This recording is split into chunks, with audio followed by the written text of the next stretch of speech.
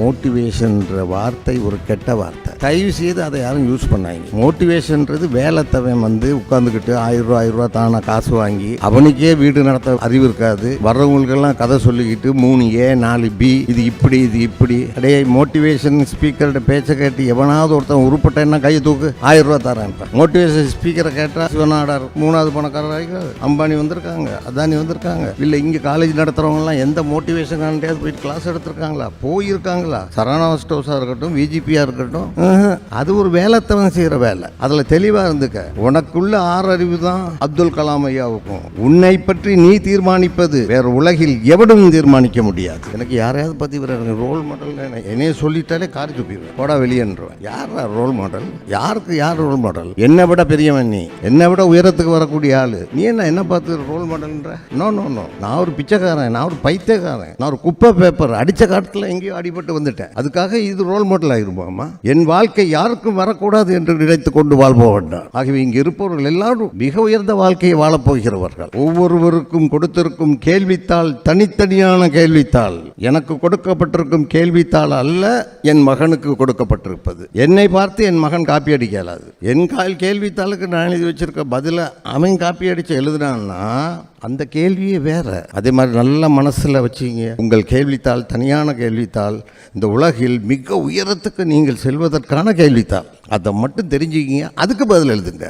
இன்னொரு கேள்வித்தாள், இன்னொரு காப்பி கார்டு, இவர் ரோல் மாடல். நீங்க வேலை செய்யற இடத்துல உங்க முதலாளிகாரர் மோட்டிவேஷன் கிளாஸ் நடத்துவார். நீங்க போனீங்கன்னா அவர்கிட்ட ஒரு 50 பேர் 100 பேர் 1000 பேர் வேலை செய்வாங்க. அந்த மோட்டிவேஷன்காரர் வந்து அந்த தொழிலாளர்களுக்கு கற்றுக் கொடுப்பாரு. என்ன கற்றுக் கொடுப்பாருன்னா, நீ நேர்மையா இருக்கணும், நீ நல்லா உழைக்கணும், அப்பதான் முன்னேறுவ.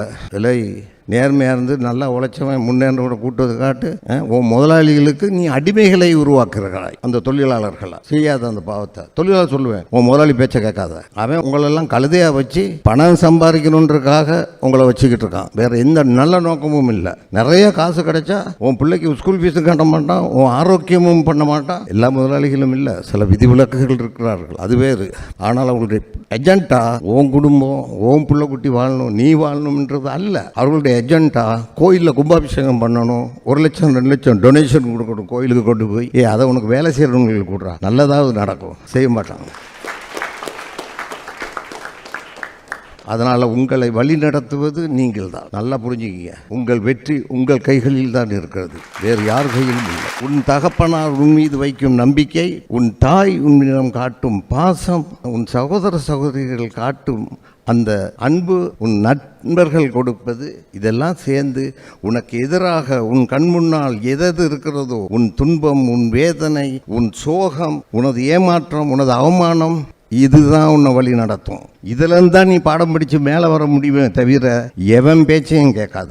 எழுதிக்க, எவன் பேச்சையும் கேட்காத. அவனுக்கு ஒரு அஜெண்டா இருக்கு, நல்லா தெரிஞ்சிக்க.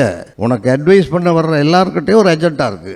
ஒன்று உங்ககிட்ட இருந்து பணம் பறிக்கணும், இல்லை ஒன்று ஸ்பாயில் பண்ணணும். நீ ஒரு மீனாக இருப்பாய், நன்றாக நீந்தி கொண்டு இருப்பாய். உனக்கு போயிட்டு அட்வைஸ் பண்ணி நீ தரையில் ஓடு அப்படின்னுவான். என்ன ஆகும்? எல்லா மனிதனுக்கும் தனித்தனி அஜெண்டா. திரும்ப திரும்ப சொல்கிறேன், ஆசான் பள்ளிக்கூடத்துக்கு போகிறீங்க, படிக்கிறீங்க, மரியாதை சிலபஸை அப்படியே ஒப்பிச்சுட்டு அவர் போயிடுவார், அவ்வளோதான். அது ஓகே. அதை தாண்டி வா, நான் மோட்டிவேஷன் ஸ்பீக்கர், நான் மோட்டிவேஷன் உனக்கு சொல்கிறேன். No no no no no. தயவுசெய்து அந்த பக்கம் எட்டி பார்த்துறாத. எத்தனையோ மோட்டிவேஷன் பண்ண போகிறேன்னு சொல்லிட்டு என்கிட்ட வந்து வேலை கேட்பாடுது.